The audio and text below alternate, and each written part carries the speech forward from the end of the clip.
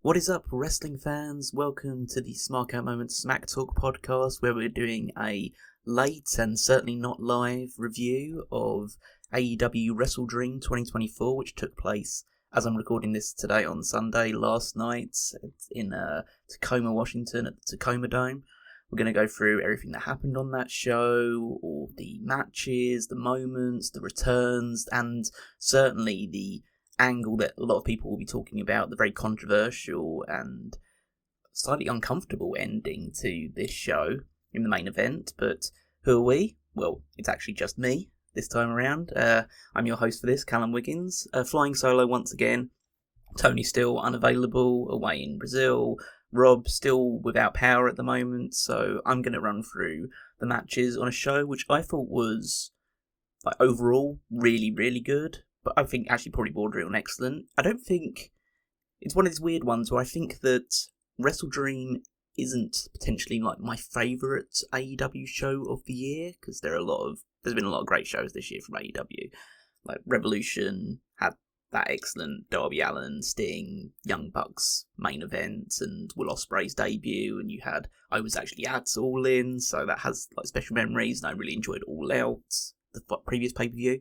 So this may not be overall the best show of the year for AEW, but it might actually end up being the most important because it definitely had a certain vibe to it. There was a lot of development on this show. It wasn't just about the matches, and the matches themselves, for the most part, ranged from good to great, as they typically do on an AEW show.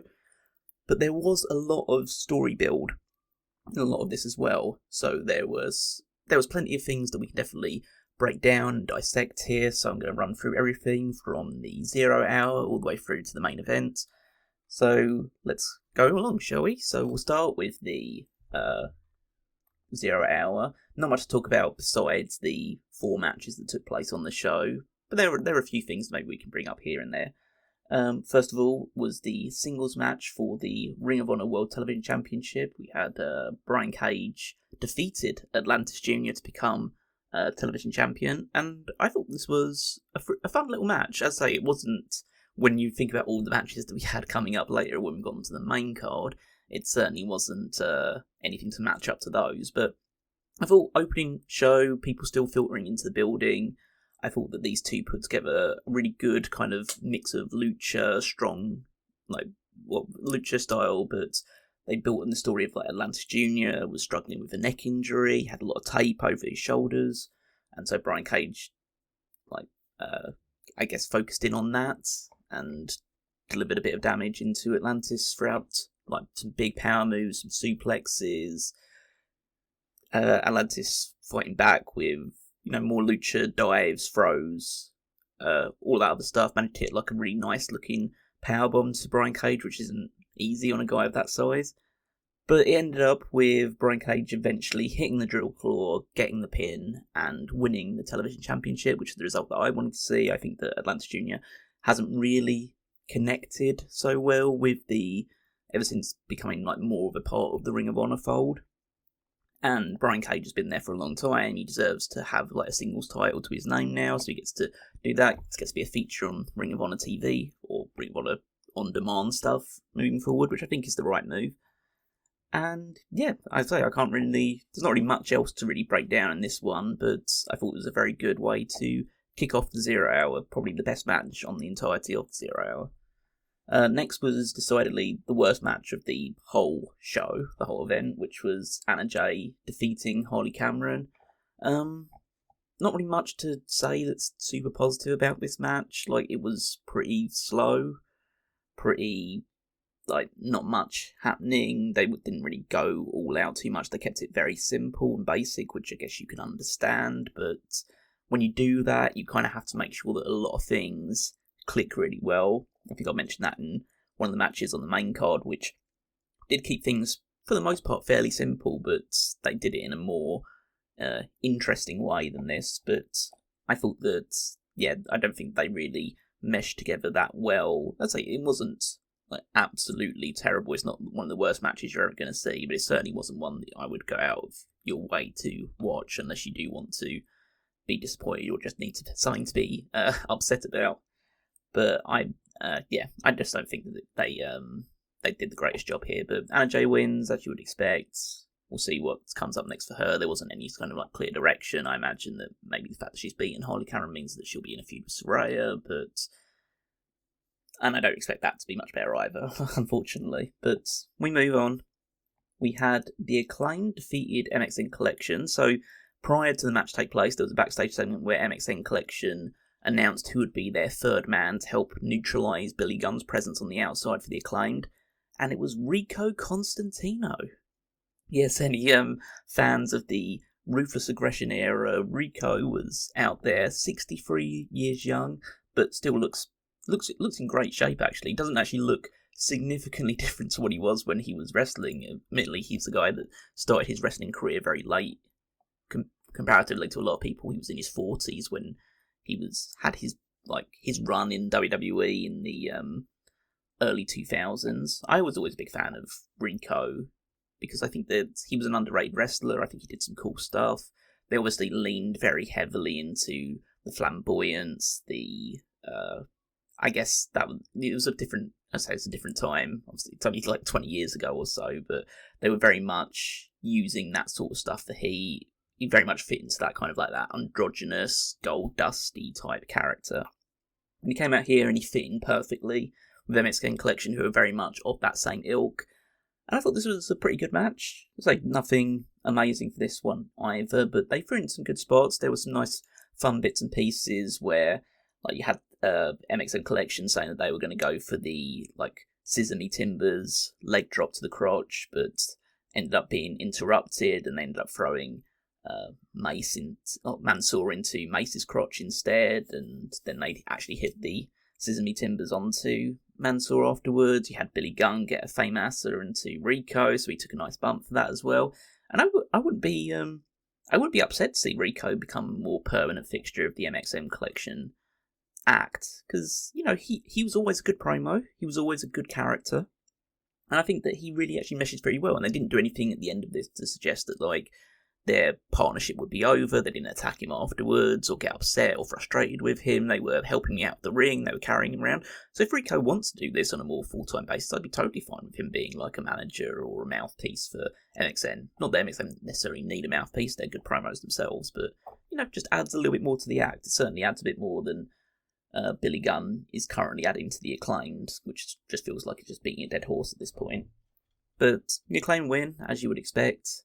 I was more impressed with MxM just by the sort of this tandem offense they put together than the Acclaimed. But then again, I've seen the Acclaimed wrestle together for a good number of years now, so sometimes you just need things to freshen up a little bit. And right now they feel in a bit of a holding pattern. And then 0 Hour rounded off, in terms of the matches, with the Conglomeration of Orange Cassidy and Kyle O'Reilly teaming with the Outrunners, Turbo Floyd and Truth Magnum, and they defeated the Dark Order of Alex Reynolds and John Silver and the premier athletes of Ariya, Daivari and Tony Nese. I mean, I think pretty much as soon as you see the premier athletes come out for a match, you know that the other side of that match is going to be winning. They're the perennial jobbers of this promotion, and Dark Order are pretty much on the same trajectory right now. But the match itself, fun.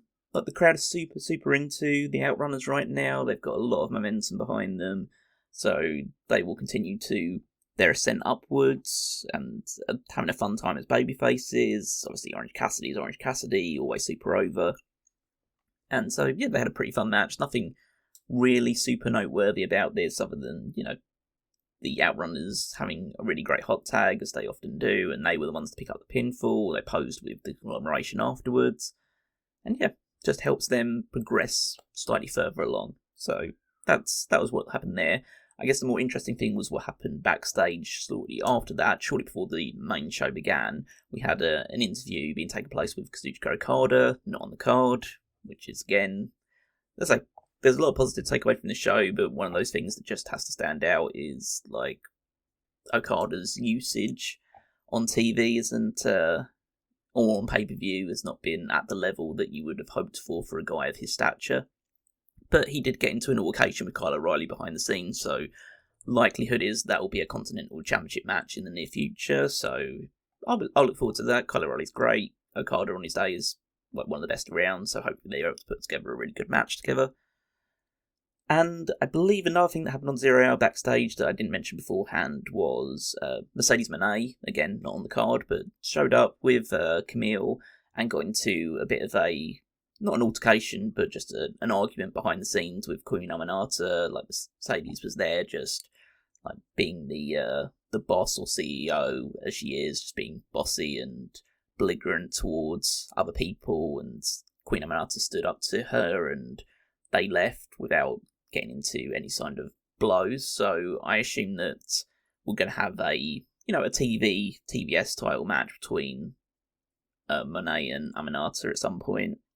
The long-term trajectory for Monet is obviously at this point Chris Statlander, so this will just be a way to hold over for it and get Mercedes onto TV, but it should be a funish match. And now let's move on to the main card, where things really start to get going, which is great to see, with Jay White defeating Hangman Adam Page in the opening match. This was a wrestling fan's wrestling match, and what I kind of mean by that is it wasn't the most bombastic match on the show. We'll definitely get to that a bit later on. It wasn't the most emotional or the most story-driven match on the entire show, but what they did is, in a self-contained bubble of 16, 17 odd minutes long, they put together just a really well thought out match where you had Hangman, obviously the aggressor for the most part of it. Jay White had only just come back. They played into it on commentary a lot about talking that Jay White had been out with an injury after losing to Hangman Page in the Owen Hart semi-final. But they never said that, they never revealed what his injury was, and so they were playing into the fact that Hangman Page was basically just taking certain shots at Jay White, hoping, I guess, that he lands on where the injury was. There was a lot of cool power moves in this one. You had Hangman Page dropping on the steel steps with powerbombing the apron after that as well. Jay White was just working on the counter, and then at a certain point you had Jay White go for a German suplex. Hangman Page is able to fly out of it, land on his feet, but tweaks the knee in the process. And then at that point, Jay White starts to regain some advantage, and they really smartly played into the leg stuff throughout the match.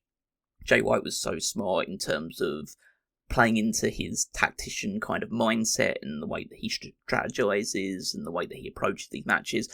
Every time it looked like Hangman Page was setting up for the buckshot lariat, Jay White was either too close to the ropes or too far to the ropes.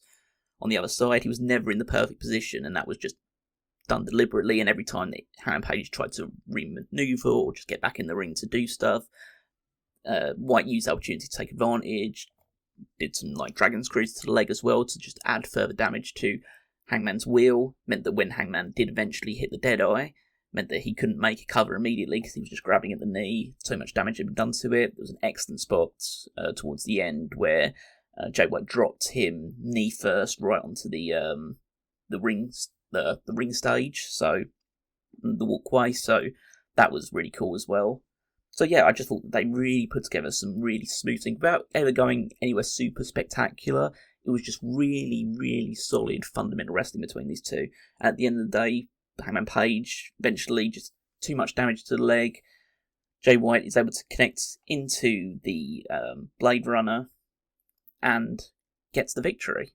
And that was, as I say, I didn't expect Jay White to get the win because there's so much meat on the bones of Hangman Page right now, but they told the match so smartly, and they basically just built around the injury to Hangman's leg and him being just overly frustrated and too full of himself, and also the fact that it was in Tacoma, Washington, so he was getting a really negative reaction from the crowd because of their relationship with Swerve. So they played into that, and it just felt like a perfect storm where Jay White could get the victory. He looked fantastic, did really good work here as babyface. And I don't think this is over because now they're basically one-on-one for this year with Page getting the victory in the Owen Hart tournament, Jay White getting the victory here, so they could have a rubber match, maybe at some time in a special episode of Dynamite or Collision, maybe even push all the way out to Full Gear if they want to do so. But this is a good thing for Page to do in the meantime, while they're definitely moving Swerve into a different storyline now. More on that in a little while, but I just thought this was an excellent opening match.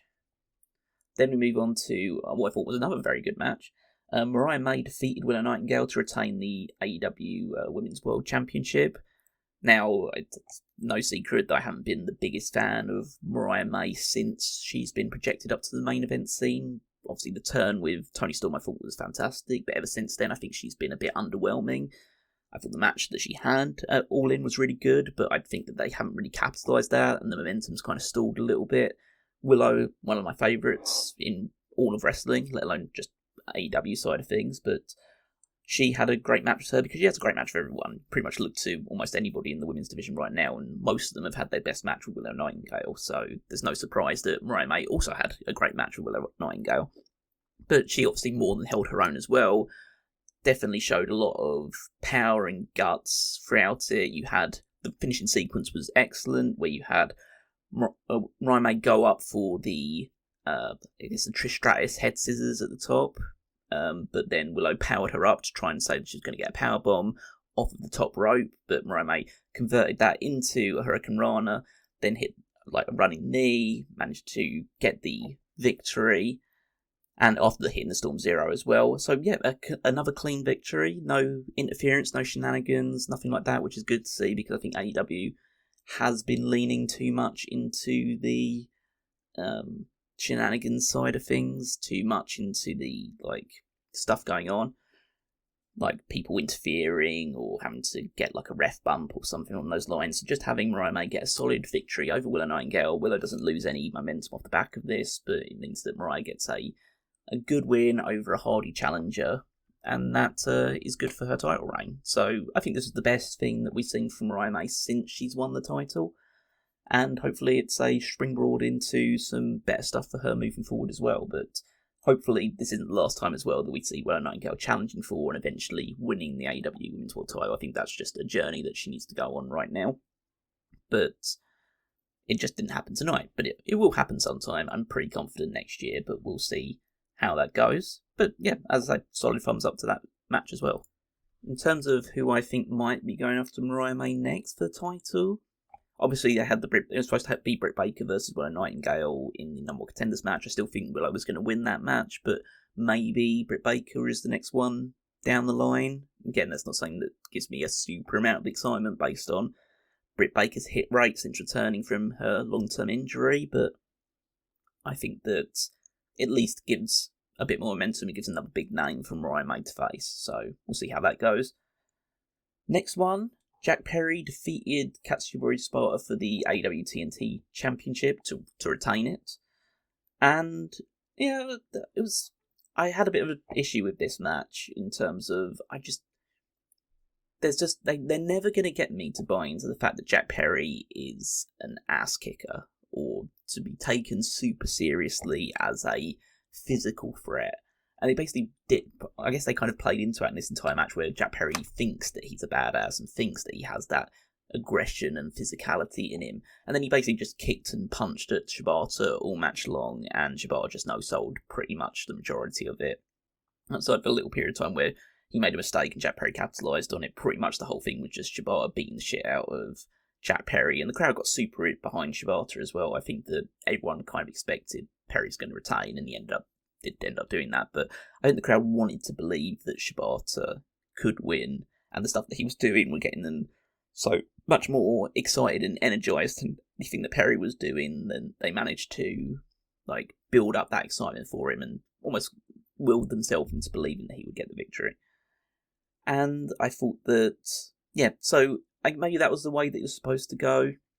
And that's the sort of feeling that you're supposed to get out of it. The fact that Perry just feels like he's a bit too cocky. And then he only snuck away with the victory after Shibata put on the chokehold. And then Perry just leaned backwards, pinned Shibata's shoulders to the mat while he was in the chokehold, and ends up getting the victory off the back of that. Crowd was super pissed about that. But I think it's the good kind of heat. I don't think it's they hate the match, whatever, but they're just pissed that Perry snuck away when it looked like he was about to get defeated. But yeah, I don't think that it's probably one of maybe even the weakest match on the main card. But, the bar as soon as you got onto the main card was good and above. So this was still a good match. But what happened after it was the more interesting stuff.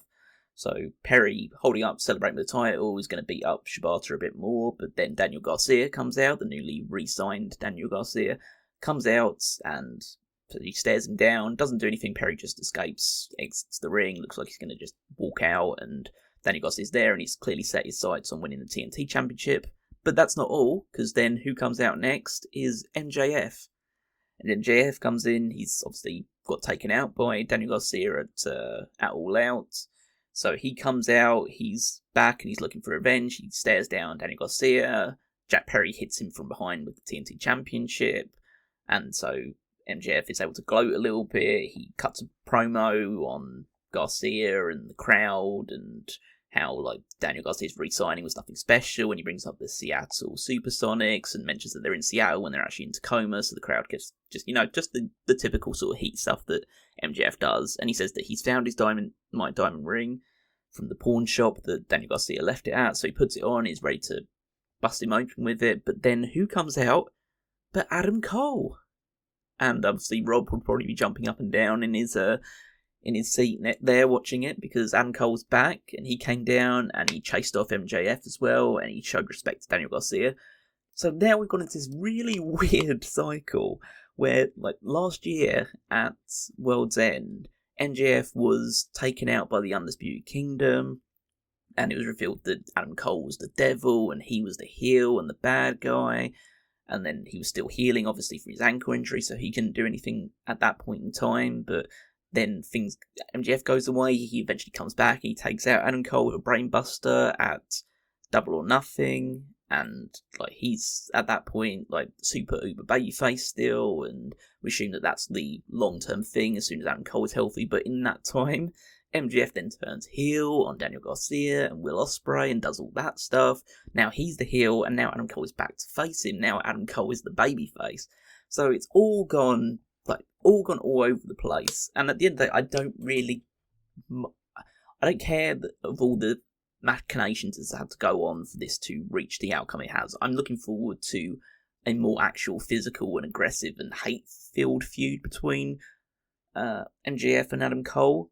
Obviously, it very much depends on what kind of I guess physical state Adam Cole is in, because he's suffered a lot of injuries since he joined AEW, and it's like obviously it's going to end up taking a toll on you. So I have to hope that he can get back to at least close to his best. He may never be like the Adam Cole that we saw in his heyday in NXT and Ring of Honor, but maybe he can still bring bits and pieces out of it. We know how good MJF can be, so I'm sure they'll have a solid feud. I hope they don't lean too much into the like bro chacho stuff again, but it's an interesting direction. And we've also seen on TV the changing, I guess, trajectory of the Undisputed Kingdom as well, because Roderick Strong, Mike Bennett, and Matt Taven have been showing a lot more respect after matches. They've been shaking people's hands. They've been respectful to the baby faces. So I think that we're entering into a period where the Undisputed Kingdom are actually going to be the baby faces in this story,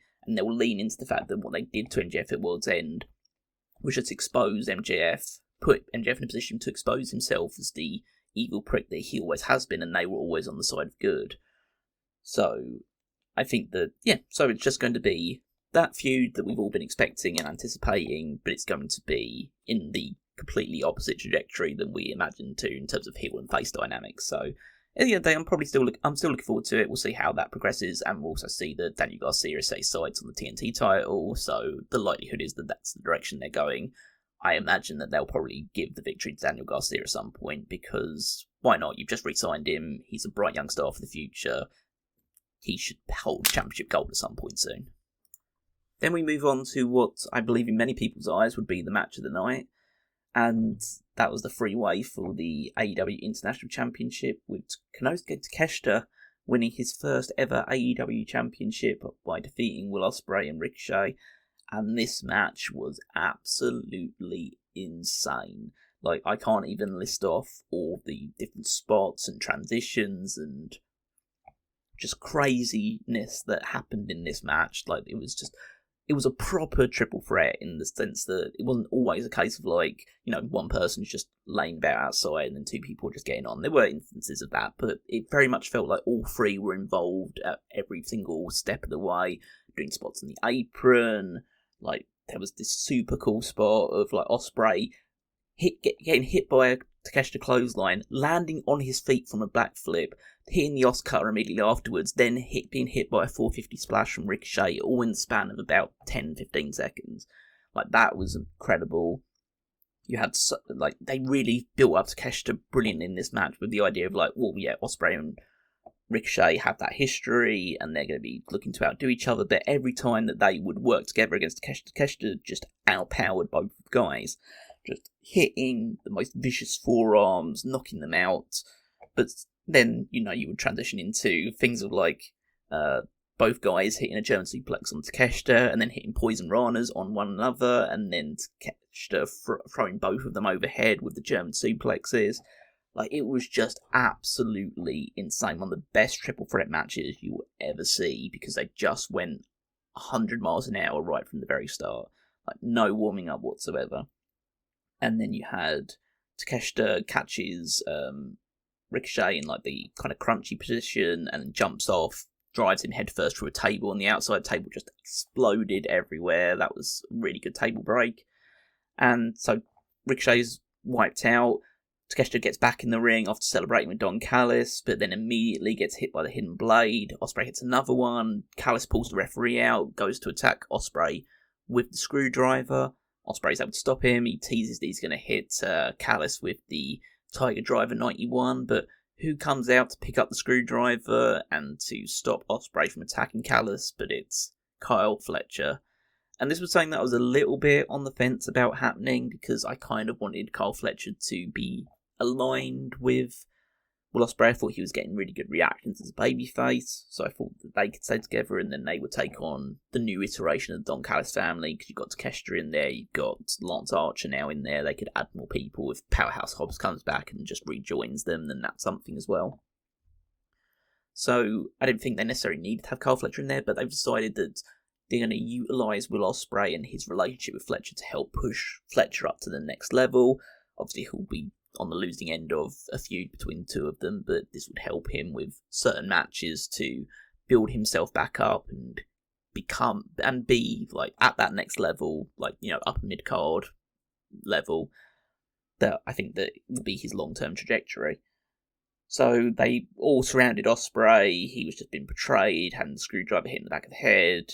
Takeshita takes down the knee pad, hits a knee to the face. They eventually get the referee in, and he had to almost have Ospreay down for a count for 15 seconds, but end up getting the 1-2-3, and Ospreay is taken out by Fletcher again using the Tiger Driver 91. And the Don Callis family is strong. Takeshita's new champion, which I'm super excited about. As I say, I think Takeshita is one of the top 5 wrestlers in the world right now, just by pure match quality, and this match did absolutely nothing to alleviate those claims. I think that Ospreay was brilliant as well. I think Ricochet really showed out on this night as well, and this is good because it means that Will Ospreay's now focused on. He'll obviously want to win the title back at some point, maybe, but his main focus now will be on Fletcher, which means that Takeshita's now open to defend the title against anyone. It could be Ricochet. There's loads of people on the AEW roster that I'd like to see Takeshita have matches with, but now he's a champion, now he's got to be established. So, yeah, I'd say this is a thumbs up match and segment all round, and this was the only match which really had, any real interference involved in it, anything that really kind of scuppered it that way. So, as long as it's only happens once and it helped further an angle and a storyline between Will Ospreay and the Don Callis family, I'm totally fine with that being the case. So, but yeah, the match was awesome. Then after that we had the segment involving Swerve Strickland. So you had Prince Nana in the ring, he brings out Swerve cuts a promo in front of his hometown crowd.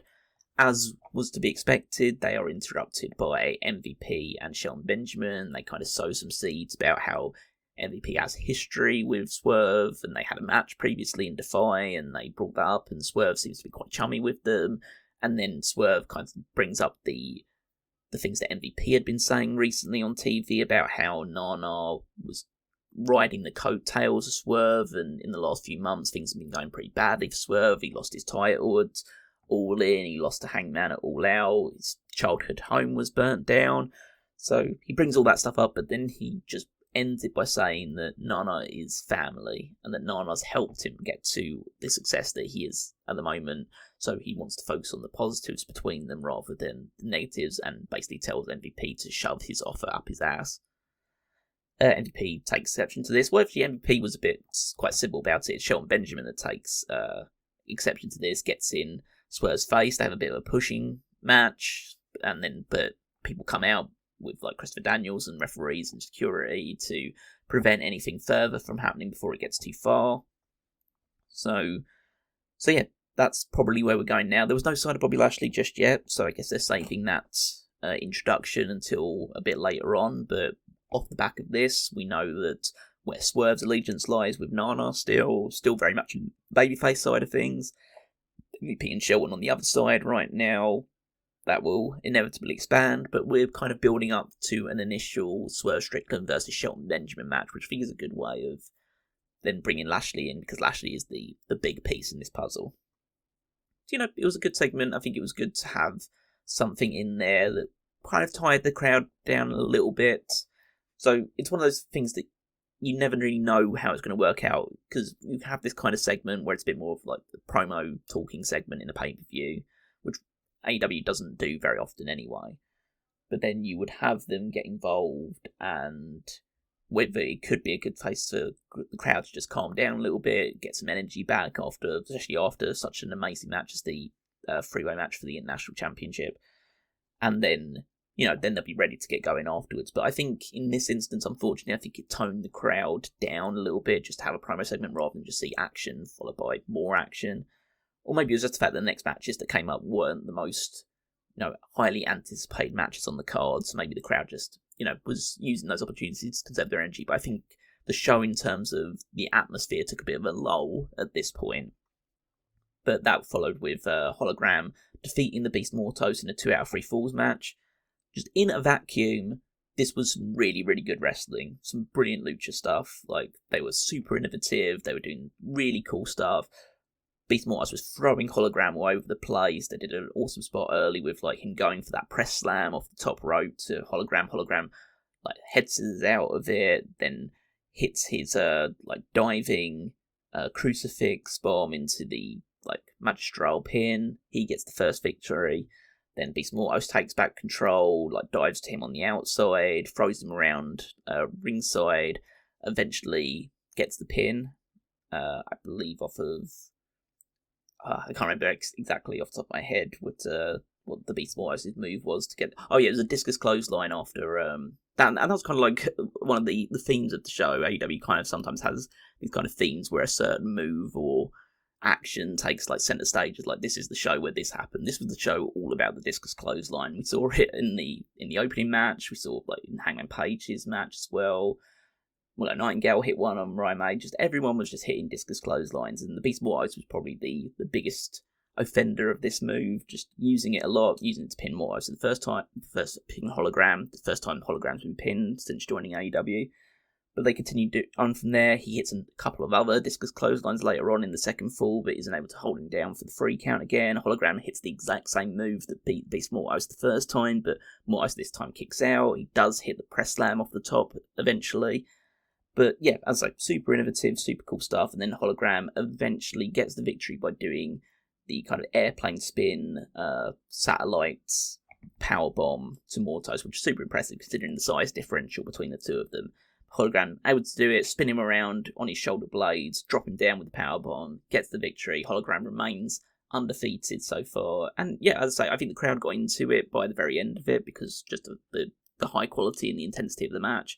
But I think it was one of the ones that it took a long time for them to get into it, just because these two are still pretty unfamiliar in the grand scheme of things. I'm super happy for them that they managed to get this spot, because I think their work on TV has earned that appearance, but it just took a bit of time for the crowd to kind of adjust to them being there.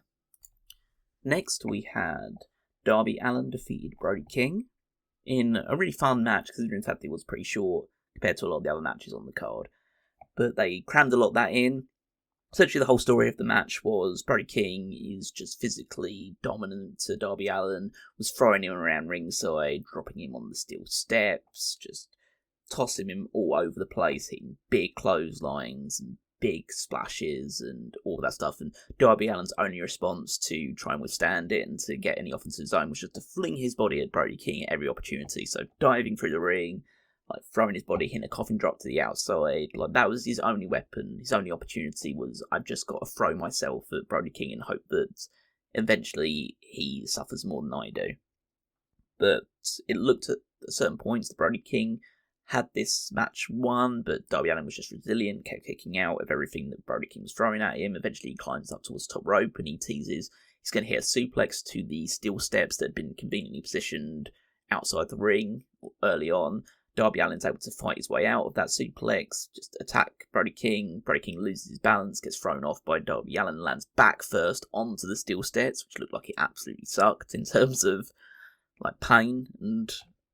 But then Darby Allin climbs up to the top rope, hits a coffin drop onto Brody King and the steel steps. They tease Brody King getting carried out. Like he gets there at 999,999 and stuff like that. It was that close to the point where I think they almost had to count the 10 because he was a bit delayed getting back in. But as soon as he clambers back in the ring, Darby Allin's there to land on top of him with another coffin drop and gets the pin and gets the victory. They shake hands afterwards, showing respect. The crowd was, again, it was one that it took the crowd a little bit of time to get into, but as soon as they did, they were there. This is really important for Darby Allin, as we'll find out in the main event. His trajectory is very much pointing towards that World Championship right now. It's going to be very much into his future, and so he needs to get victories like this, and big wins over people that can make him look really good against, and Brody King is definitely high up there, a guy that will just throw him around and also take some punishment himself. And yeah, I thought this was a really, really great match to bring things to a close there and point Darby Allin in the right direction as well. I think also it'd be interesting to point out at this point, I can't remember where exactly on the show this happened, but now that's just in my mind, just bring it up now, that there was a backstage segment between Jerry Lynn and Orange Cassidy and Hook as well, and they kind of really brought into the idea that if Orange Cassidy wanted it and he was able to focus enough, then he could be the man in AEW. So they're really kind of also pushing, as well as the Darby Allin thing, which clearly is leaning towards him eventually winning the world title. They're also kind of sowing the seeds to the idea of Orange Cassidy could be world champion if he, I guess, applied himself in the right way and proved that he wanted it enough. So they're throwing some seeds into, and that was important based on the result of the main event, which we'll get to, but it's nice to have a glut of challengers being built up, or at least being alluded to behind the scenes. Then we had the AEW World Tag Team Championship match between the Young Bucks and Private Party. So the Young Bucks came out first, and then they did this video package with Amazing Red coaching Private Party, saying they have to take things more seriously now, and they came out, and the crowd, if I'm being generous, they were kind of respectful early on with that, but it didn't have like the kind of rousing effect that you were probably hoping for, where people would be like, "Oh yeah, Private Party, yeah, they can do this." They were kind of like, you still haven't done anything, and that's the fault of the booking for them leading into this. That's not the fans' fault for not being super invested in it. You can't just throw out a video package saying, "Oh, these guys try really hard and they've done so much and everything," and the crowd immediately should buy into it. Like, you have to show it over since a few months, and for the better part of the last 2-3 years, they've been a mid-card act that have just consistently lost and just been, part of the Matt Hardy and Hardy Boys stuff, or now recently getting their ass kicked by Blackpool Combat Club. It's they haven't done enough in the lead up to this match to make people super invested in Private Party, so they had to do it in the match themselves. And I also wasn't, especially considering the end result, I wasn't the biggest fan of the opening promo that the Bucks cut by basically saying that they were just jokes and they've just been a mid-card act and they haven't done anything of note since they beat them in that match at one of the first ever episodes of Dynamite. So yeah, I think as soon as you cut that promo, you kind of have to set up the fact that they're going to win, because you've kind of buried them a little bit, so you're just pushing them down so you can build them back up. And they told the whole story of the match, and the idea that the Bucks are just one of the best teams in the world and have been for decades at this point, or at least over a decade at this point. And Private Party kept up with them, and they were so resilient, and they kicked out every big move that could happen. Like, you had Isaiah Cassidy kicked out of the EVP trigger, and they had like kicks out of the driver, and like the Tony Khan driver, and all that other stuff. And yeah, so it was just like big moves by the Bucks. Private Party able to get out of it. They able to muster up some offense of their own and get things like gin and juice. So by the end of this match, the crowd was getting chanting for Private Party, and they did want to see them get the victory. But eventually, they just couldn't withstand things long enough. The Bucks do hit another Tony Khan driver, get the pin on Isaiah Cassidy. They get the victory. They leave as the tag team champions. Interestingly, they showed like Top Flight were watching in the crowd, and also was Stokely Hathaway was smiling after being rejected by Private Party for his managerial services, so he was quite happy about the fact that they lost. The crowd gave a bit of a warm reception to Private Party afterwards. I guess this has to set in motion the idea that Private Party will eventually beat the Young Bucks and will eventually win the tag titles, but they're just setting the groundwork here. I think that, again, I was disappointed with the work they did to set up Private Party for this match in itself, but I guess they've almost utilised this in the same way they kind of utilised the Acclaimed versus Swerve and Our Glory from all that from a couple of years ago, where just it felt like a nothing match going into it, but because the crowd was so into the Acclaimed in the match, that it helped kind of launch them into the next level, and then eventually they had no other alternative but to give the Acclaimed the tag team titles, even though that may not have been the idea in the long term. So I think that was what they were trying to manufacture here, and when you manufacture it and it's not organic, then it's always going to lose a little bit of momentum compared to the more organic, just like spontaneous way that happened all those years ago. So this didn't work to the same extent, but the crowd did eventually like get behind Private Party, and I think the crowd are more behind Private Party, and they feel more over, and they feel more of an investable act now after this match than they did before it. So in that sense, it's positive. The Bucks still tag champions, and I think that this has kind of secured the idea in mind that Private Party will be the team that beats the Young Bucks for these tag team titles, but it will just happen maybe closer to Full Gear or World's End. Our penultimate match of the evening was Mark Briscoe successfully defending the Ring of Honor World Championship against Chris Jericho. So there was a bit of shenanigans involved in this match. You had like Big Bill get involved early on, so Orange Cassidy came out to help beat him away, thanks for helping out his Conglomeration partner. And then later on, Brian Keith tried to get involved, handing Jericho the bat, which Briscoe kicked out of, but he was fought away by Rocky Romero, again, just a Conglomeration teaming up to take out the Learning Tree group. This was, I think, I've been a bit hard on Jericho, and I think deservedly so. I don't think his performances in ring have been anywhere near. I think he's fallen off the cliff a little bit, per se, now that he's in his early 50s. He's definitely not at the level that he previously was, but this is probably the best match I've seen him in a long time. And I think they told a really good story. I think that they had Briscoe show his fighting spirit to get out of a lot of stuff. That Jericho hit the Judas effect, but instead of just going straight for the cover, he lifted Mark Briscoe up into the J Driller just to add insult into injury. He kicked out, and Briscoe did his own version of a Hulk up, just getting super agitated, just really getting his face super red and agitated and stretched out. And Jericho kept throwing punches. Briscoe eventually fought back, did his redneck kung fu, fought back, hit the J Driller. Jericho gets pinned, and as what should happen, Briscoe definitely should have won this match, so he ends up retaining the championship. Not sure what's going to be the future of the Ring of Honor World title kind of holds, because there's just not a lot of real development going on the Ring of Honor side of things. There's no one that's standing out in the Ring of Honor roster that's very definitive, okay, that's the guy that they're going with to be the future world champion. At the moment, it's just a bit of a holding pattern. But Briscoe gets the victory. Crowd happy with it in the end. I think the crowd did get behind him, and Jericho was one of the bigger heels on the entire show. So yeah, that's it. I thought this was a solid match. Definitely not one of the top 3 or 4 of the night, but certainly a thumbs up overall. Now we get to the main event of the show, which is, I think, probably the thing that everyone is going to be talking about, both now and probably for a long time moving forward, because I think that just based on this main event alone, this might end up being the most polarising show in AEW's history.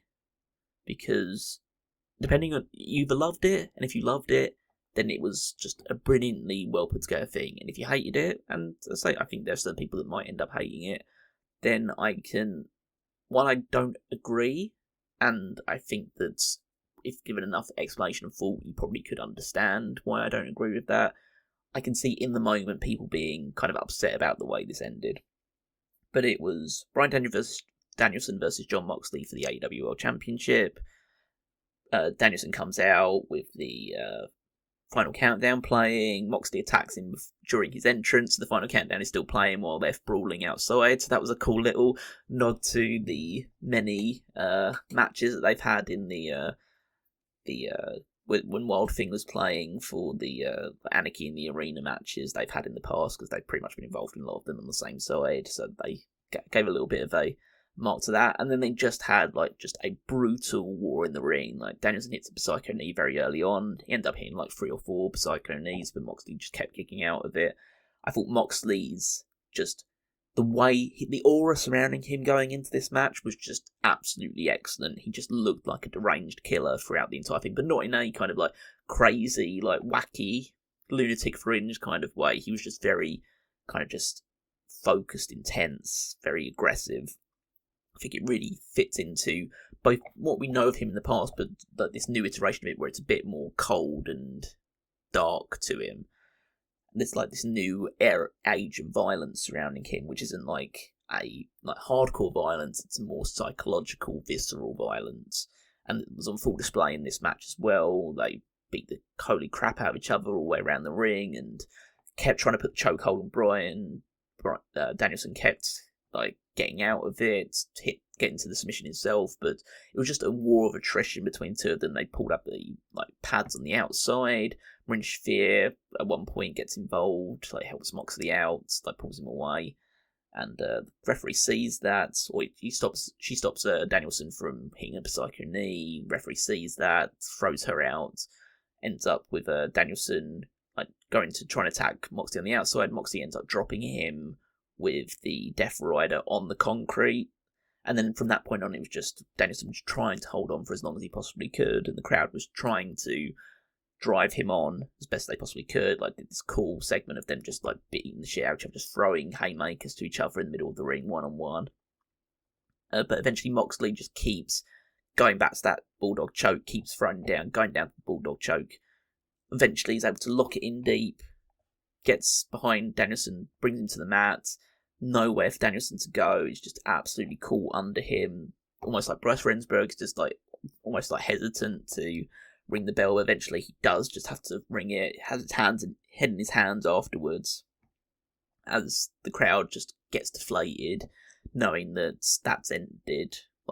Danielson has passed out and Danielson's lost the title, and with that, Danielson's full-time wrestling career is over. And no, we'll obviously get on to that, things we'll talk about, ramifications, but that wasn't the end of this segment. So Moxley wins, and the rest of the Blackpool Combat Club come out, but they're not done with Danielson left yet. Winning the title was just not enough. They have to destroy this guy. So they go to inflict more damage. Darby Allin and Wheeler Yuta come out to make the save. Darby Allin decides to ward them off with a chair. They're all scattered around ringside. But then Wheeler Yuta shows his true colours, attacks Darby Allin from behind, ties him up to the ring ropes, and then goes over to Moxley, hands him the plastic bag that they used at the end of All Out, and waits for Danielson to get out to him. You can not audibly hear him say it, but you can see from the way he looks, maybe he just says, "I'm sorry." Ties the plastic bag around Danielson, chokes him out. They continue to fight off security and anyone else that tries to interfere to try and save them. Jeff Jarrett tries to get out there to help out, but they fight him away as well. People like Private Party were coming out to try and make the save, but they just kept fighting everyone away. Eventually, Claudio jumps onto Danielson with his neck Pillmanized, drops it a foot down on top of him, so they've just destroyed his neck as well. eventually you get like Orange Cassidy, Daniel Garcia, Adam Cole coming out to try and make the save, and to just eventually they do retreat and they leave. So we now know the Blackpool Combat Club is now strong with Moxley as the champion, with Pac, with Claudio. Now Willie has picked the side, and Rina Shafir there as well. So they're 5 strong now. And yeah, and they just absolutely destroyed Danielson, with Darby Allin just like desperately trying to get there, but he was just tied up and just couldn't do anything about it. But they had this conglomeration, obviously taking conglomeration now, we know what the conglomeration are, but this congregation, let's say then, of baby faces. You had Darby Allin was out there, Adam Cole was out there, Cassidy, Garcia. Like, these are people that you would want to help step up into it. And it feels now, after the kind of really poor job overall they did with this whole Elite versus the AEW company storyline, which just ended up really going nowhere. Now there's a new big bad in the company, and it's this Blackpool Combat Club group, and they feel dangerous, and they feel serious, and they feel uncomfortable. And I think that them taking out Danielson this way, this being the end of Danielson's full-time run with AEW, it doesn't sit right with a lot of people, and I can totally understand with that, but I think it sits right with what he would want and what the story kind of calls for. This, to me, harkens to, and I know Tony's the movie guy, so forgive me if I butcher this type of thing, but this harkens to me like this is your Empire Strikes Back. This is your Avengers Infinity War. Sometimes the bad guy needs to win, and needs to win in a way which isn't like a cheaty way or anything like that. They're just better on the day. And they did this thing here where it's not even just a case of they took the title and just took out Danielson. Danielson, is there laying, and eventually the crowd is able to like raise him to his feet and applaud him and just thank him for all the 23 years that he's been doing this, and he gets to ride off into the sunset. No, they absolutely destroyed this man. A man that's already said that when he lost the title he was going to retire. Like, they absolutely wrecked him, choked him out, and like Pillmanized his neck to the point where like he had to be stretchered out and supported by loads of people as they like lifted him out in the most uncomfortable silence, with the crowd just upset and staring along. Like, that isn't how most wrestling shows go. Like, you don't have that. There's always like this idea like you need to leave people on a good note because then they remember the show as good. And, 9 times out of 10, that's exactly the way that you should be doing things. Like, the babyface wins, or they have, like, an awesome match, and so the crowd is, like, super pumped coming out of it and say, like, what a great show it was. But occasionally, it's good to throw in this little uncomfortable nugget into the mix, where it's like a case of people won't forget this show and forget this angle because it was so violent. But not violent in the steel chair, glass, anything along those sort of lines. The things that like Darby Allin and things that Swerve and Hangman did in their previous match. Like, not that kind of violence, but that kind of real violence that people get scared of, get intimidated by. That's a bit too real, that makes you think a little bit more. And I thought that if that was what they were going for here, it was absolutely flawlessly executed. You had Danielson give the most gutsiest performance that he possibly could do, and with Danielson, you already have had that feel good, like, amazing moment, which was him winning the title at All In. You can look back on that and say, like, that was kind of. I think I saw someone describe it on Twitter. I think Trevor Dame, like, who's often put some good stuff out there, but like, I think termed it the best possible way, where Danielson winning the title at All In was the end of the story, and this is the epilogue, where we get to see, like, what happened to Danielson after that moment. Like, it's almost like that's the end of Rocky, or Rocky 2, is him winning that title, and then just, like, say, like, what happened in between that and the next Rocky movie, and then this is what it was. Like, Danielson just eventually just had to be broken down by Moxley, and Moxley, this new character, this new edge to him, this new very visceral, very evil nature to him, needed to be capped off with victory like this. I said that Danielson should win because it just didn't feel like the right time, and it still doesn't feel the right time, but it's almost better that it's not the right time, because that made it uncomfortable, that made it sad, that made it something that you actually get emotional about, because you're like, no, this can't be the way it ends. But sometimes the bad guy needs to be the bad guy. They can't just be like, I'd say there's nothing wrong with a guy like NJF or someone like that going out and just saying, oh, your local sports team is bad, and oh, I'm gonna fuck your mum, or anything along those lines. Like, there's nothing wrong with that in the grand scheme of things, but sometimes heels just need to be absolute assholes in the way of, just need to be bad people. Just need to be people that take no prisoners, that are just ruthless and just don't care about you having a good time. They're just there to do what they need to do. And that makes them the biggest heels. And Moxley and this whole group that he's assembled now, whether you call them the Blackpool Combat Club or whatever, this group are now the biggest heels in the company. Alongside, you've got your Don Callis family, and you've still got the Elite and all that stuff. But these guys are definitely at the top now, and they've got the world title to prove it. And now the story is who is going to be the triumphant babyface that comes out and fights in Danielson's honour to win the title back from Moxley. Now, the smart money, at least from my perspective, is clearly on Darby Allin. Darby Allin lost his title shot to Moxley. He's got a redemption arc that he can go on now and then eventually fight Moxley back for the title. But there's still plenty of people that you could go. You could eventually go back to Swerve. You've got Will Ospreay waiting in the rings now, not encumbered by a championship, but currently focusing on another feud. But if you're going to have Moxley have a 6-7 month long reign as champion, then by that point Ospreay might be available. You have Swerve Strickland still in the wings. You have Orange Cassidy, they talked about in this one about being a potential top guy and someone who has a history with Moxley and championships. You have Adam Cole if you decide to go down that route. You have Daniel Garcia if you want to really push it to that next level, push him to the absolute top straight away. There's a glut of baby faces that you can do. Maybe eventually Hangman Page sees the error of his ways and he's the one that gets to that level. There are many different directions they can take here, which is all really exciting. It makes me really excited to see what they do in the immediacy. This was an angle that makes you want to watch the next episode of Dynamite, see the next episode of Collision, see what happens at the next pay-per-view. Because it was different, because it made you feel things that you're not particularly used to on a wrestling show. Because wrestling, by and large, is supposed to be fun. But sometimes to make the fun stuff even more fun, you need moments like this, which really add some gravity and weight and seriousness to the whole spectacle surrounding pro wrestling. And the other thing that needs to be kept in mind is that Danielson's not done. That's the end of his full-time run. He'll never be on the road 52 weeks a year doing that stuff every now and again. He's now, as a full-time wrestler, he is done, and he'll be out of action for presumably a long time based on the severity of the attack. They want to sell the Pillmanization, they want to sell the choking out, just the abuse that his body took in this match in particular, and the abuse that his body's been taking in the last year or so, where he's been giving interviews about how poor shape his body is in.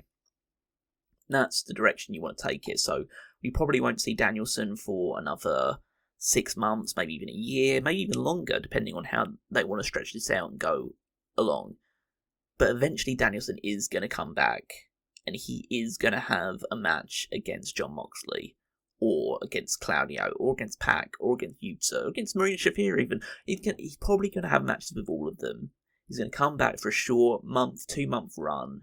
He's going to vanquish the demons once and for all. We're going to be able to celebrate him and give him the send-off that everyone wants to really give him, and say, that's the end of your full-time run, really.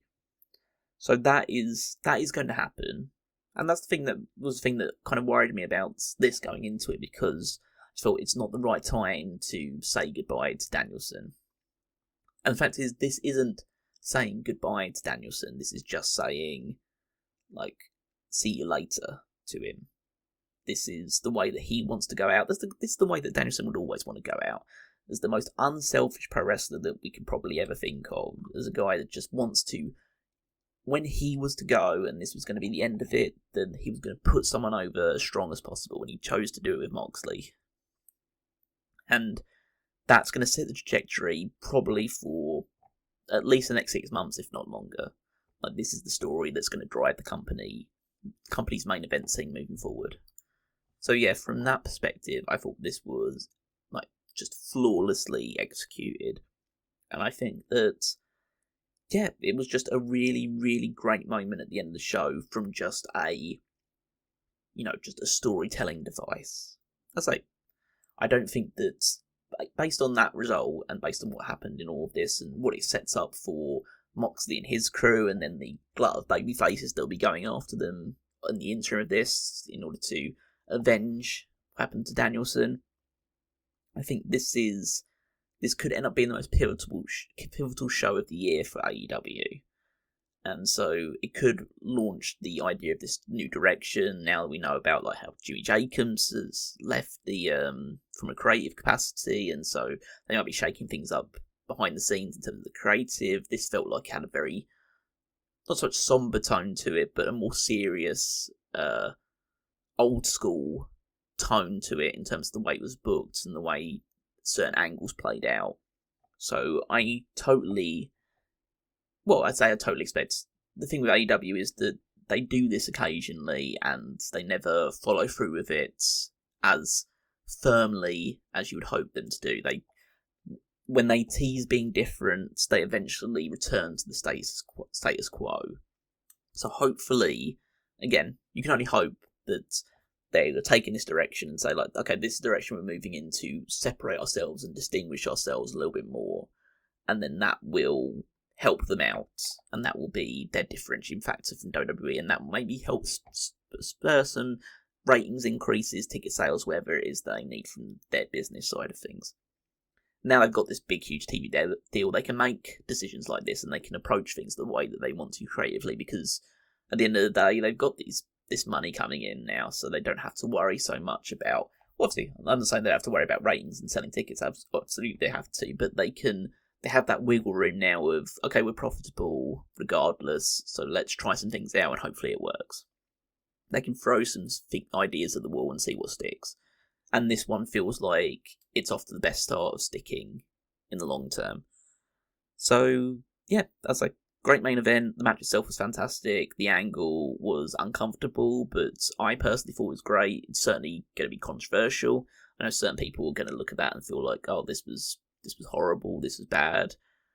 But if you're one of those people, then feel free to bring that up in the comment section and bring all that stuff up as well, just to let us know what you think, like whether you liked it, whether you disliked it, what your favourite match of the show was, what your least favourite match of the show was, any moments that stood out, anything that you thought was particularly good or particularly bad.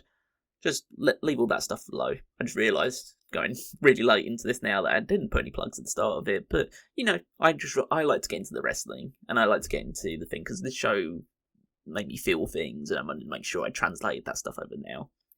So that was AEW WrestleDream 2024, that was our late post-show, or at least my late post-show off the back of that.